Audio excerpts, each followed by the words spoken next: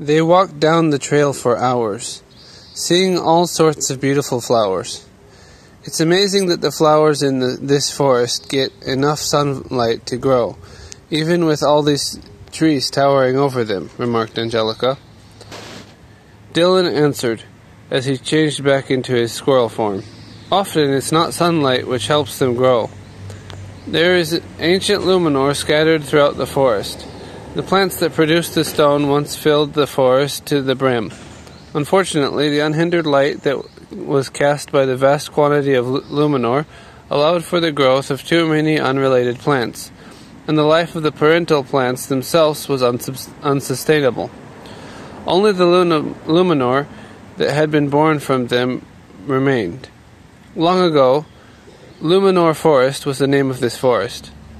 He stopped and sat on a rock. The path ahead of them had been overgrown by carnivorous or otherwise hostile plant life, which would not allow them to walk through as they were. Angelica had never even read about such plants in books, and she was intrigued. While Dylan stared at the ground, pondering what to do, Angelica paid attention to the different dangerous plants that filled the area in front of them. She examined the brightly colored flowers, spiderweeds, and pincer shrubs. She saw a moss-covered hollow between the roots of some trees. "Dylan, look! The pathway leads down below those vicious-looking plants and through the space between those roots. Maybe we can continue through there." Dylan was impressed. "I was at a loss for what to do, but you figured it out. Let's go see how it is down there, then." They pushed the moss aside and entered. As they entered the tunnel and had walked a few steps, an earthworm appeared, chewing through the dirt, crawling in their direction. Dylan remembered that Angelica hadn't eaten anything. He hadn't either that day, and pulled from his pocket a piece of honeycomb, each for them to eat. He unwrapped one of them and handed it to Angelica. She gratefully received it and took a bite. Since it was the first food she had eaten that day, it was delicious, although most of the honey was gone. Dylan commented, "It's nice of these trees to bore a tunnel through the ground under all that foul-looking vegetation." Angelica retorted, "Actually, some of those plants were fairly pretty, but I wouldn't want to try to cross them. It's good that we can go under them, instead of needing to attempt to go through them." They laughed, and Dylan said, "I guess some of them may not look that bad, but they definitely would have treated us foully. We could have been eaten for all I know." Angelica was getting perturbed by the musty smell of dirt as they continued to walk on through the tunnel. She began to wonder if they would ever get back on their intended path. The wide cracks between the roots had narrowed, and she could hardly see a thing in the extreme dark. Dylan had been through many more adventures than she had, and was accustomed to this sort of thing, but he realized how Angelica was feeling. "Don't worry, pretty soon we'll have more light. These kinds of dark places can't go on forever." The reassurance meant more to her than he could have realized. She felt much better. Sure enough, after they continued farther on through the tunnel, they saw a substantially wide crack of light in the root ceiling up ahead. Angelica and Dylan took some time peering up through the crack. They saw that the vegetation which was growing outside was docile and no longer posed any danger. "Finally some light," Angelica said, "and the fresh smell of leaves and flowers is much better than all that dirt." "Yes, it is," Dylan said, "and if we keep going, we'll be out in a much better place not long from now." Soon the cracks of light came more often. Strong fragrances emitted by various species of flowers outside rushed into the tunnel, letting them forget the musty stench of the path behind them. Angelica quickened her step, almost to a run. Dylan followed her until they tumbled out of the tunnel, then into a meadow of clover and wild strawberries. There they lay in the meadow beneath the fresh air. and letting the light surround them saturate their eyes and renew their energy. They had been in the dark for so long, it took much longer than they had expected for their eyes to adjust to the brightness, but they were thankful for it. After basking in the light of the forest for long enough, the two of them decided to get up and head towards their goal. A short way through the trees, they found themselves in a paradise of fruit-bearing plants as far as the eye could see. Hungry again, they approached an enormous watermelon, wondering whether they could possibly eat it. But when they heard a loud buzzing, they darted behind the melon and slowly peeked out to see what made the noise. A humongous wasp was getting ready to land on the ground. Cautiously, Angelica and Dylan rolled into a dandelion patch and lay low, feeling sure that the wasps have difficulty seeing that which is below them. When Dylan got up on a knee and began to draw his bow and an arrow, Angelica whispered, "I know nothing about wasps. Do you think this one's nest has honey?" Dylan answered, "Most don't. But if this one doesn't collect nectar, I wonder why it's in such a floral area. There is one species of honey wasp that lives near here, but there's only one way to find out if this is it." He quickly and quietly put his bow back and ducked lower, deciding to follow the wasp to its place of origin. Once the wasp was finished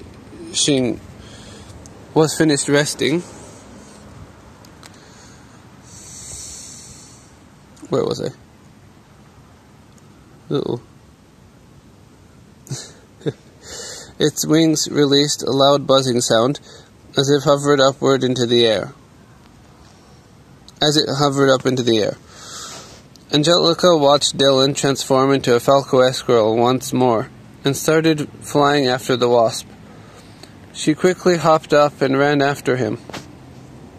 Her vision blurred due to the speed she now made, rushing over brambly vines and under thick berry bushes, desperate now to make sure she wasn't left far behind. Her heart pounded as she stumbled into a vast field of tall grass. She had never done this much running, and it was starting to wear her out. Still, she wrestled aside tall, heavy blades of grass and plunged after the wasp that Dylan was pursuing. Fatigue set in, and she began to regret her comment about honey as they got farther away from where they had been. Increasingly fewer fruit-bearing plants grew nearby, until suddenly she was out of the grass and running through a patch of dirt toward Dylan, who was standing on the ground ahead.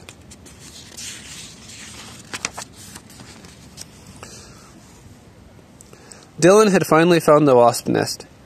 He was carefully looking at it from near the edge of a small cliff hanging over a brook. "Angelica, look across over there." "The nest," he whispered sharply in her direction. "We found it at last," huffed Angelica, leaning over to catch her breath. "I can fly to the other side," Dylan said, "but I won't be able to carry you if we are going to attack the nest. How do you plan to get across?" Angelica realized the problem that this presented, and looking around, she saw a big rock. "I think I've got an idea that will do the trick." She quickly climbed to the top of the rock to use it as a launching point. After clinging to a cypress leaf and swinging through the air, she hopped onto a tall blade of grass that bent and made a bridge to the other side of the brook. Immediately as she let go of the blade of grass, it shot back up to the other side, leaving her with no way of getting back. In the meantime, Dylan flew to the wasp nest and wrenched hard at the head of the petiole. It didn't budge, so he pecked at the tip relentlessly. The nest began to shake, and the loud commotion of buzzing filled the air. From the inside of the nest, one after another, wasps began to come out to defend their home. Angelica realized the danger that she had put Dylan in by asking about honey, and she felt terrible. With a lurch, the nest broke loose, and though he tried valiantly to carry it, She watched him slowly lose elevation. His falco squirrel wings were too small to bear the weight. Dylan struggled to lift the nest, but the swarming wasps that surrounded him were becoming too much of a danger to him in his current form. He began to panic and swat them with his bushy tail, but this new behavior only infuriated them. The wasps weren't certain of what this new threat to their home was. Whatever it was, it had broken the only thing keeping their fortress from falling, and that made them angry. They released pheromones that called more wasps to the nest over to attack him. They quickly surrounded him, attempting to sting him or to rip his flesh with their mandibles. His hefty wings and tail batted them away, but their will to destroy the threat, whatever the cost, was unbendable. Clacking their mandibles constantly diving in to jab at him, the wasps took no rest in their assault. Before Angelica's eyes, countless wasps continued to stream out of the nest and even flew in from the encompassing forest. She saw with painful clarity that she was unable to help fight the wasps. They were too big and battled far too ferociously. She was beginning to worry about Dylan's safety. She wanted to shout, "Dylan, be careful!"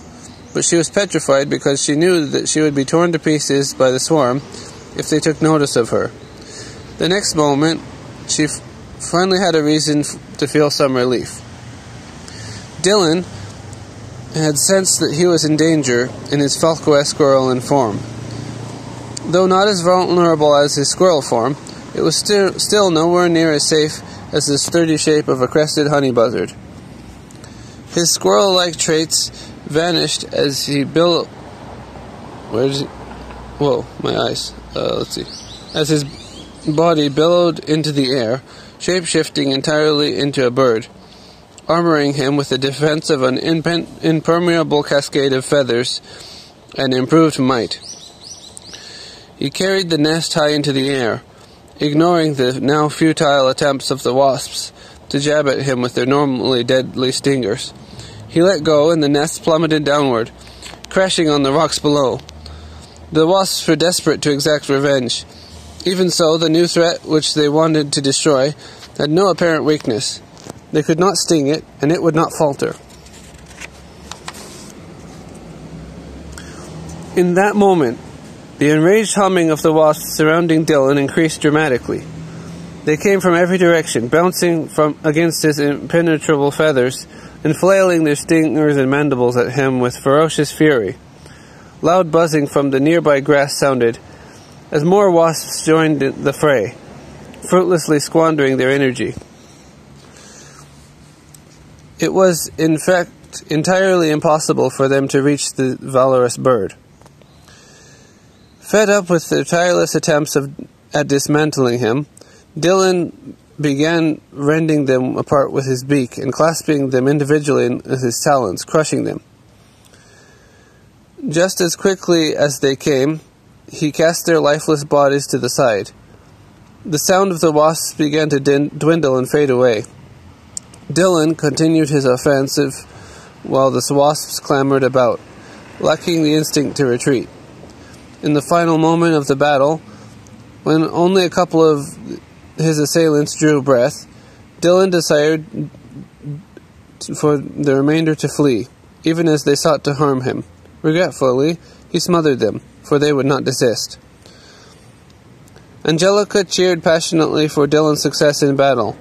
She had become exceedingly worried for his sake, so his clear victory spurred a rush of emotions, which exploded from her throat, and her arm shot into the air in excitement.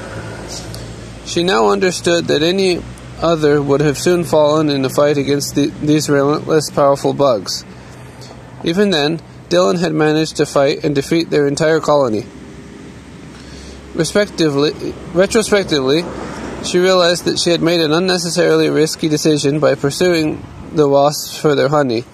Angelica now felt lucky and relieved that Dylan was who he was.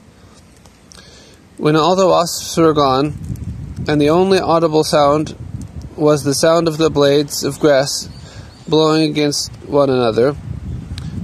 Angelica and Dylan began to forage the honeycomb for food.